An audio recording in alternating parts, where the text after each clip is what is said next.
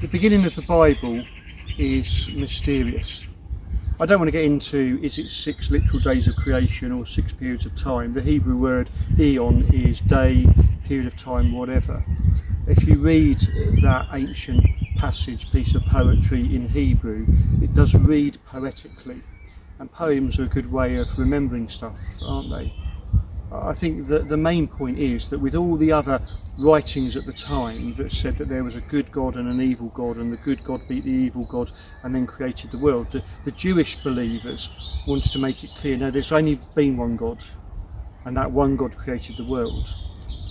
And so we have a good and beautiful creation that God has made for us. That ancient story in Genesis 1 doesn't say that it was perfect. Perfection is a Greek way of thinking, that you can't improve it, you can't add to it. At the end of each day it says, and there was evening and there was morning the first day, and God looked at it and said it was good. The Hebrew word there is not perfect, it's good. That God is saying this is good, and when it gets to humanity and God creates Adam and Eve, God says it's very good.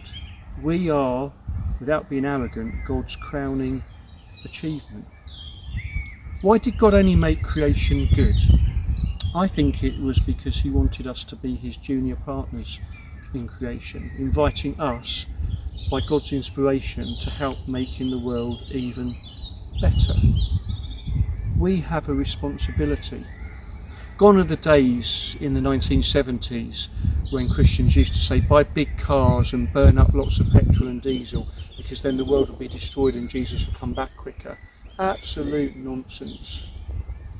We are called to help make this good and beautiful creation even better in how we travel, what we buy, all those things. We can make simple changes.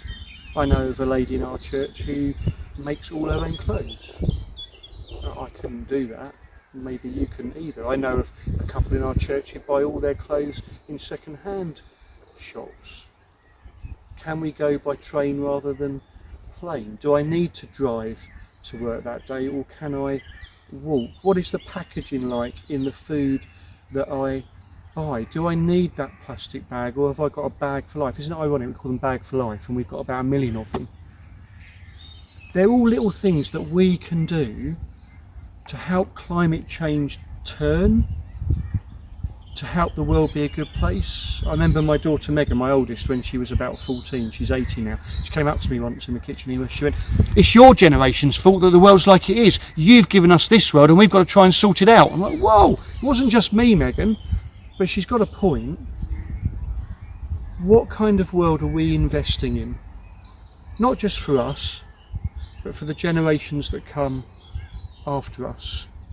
We don't want it to look like some kind of Mad Max terror world like those films we've seen in the past.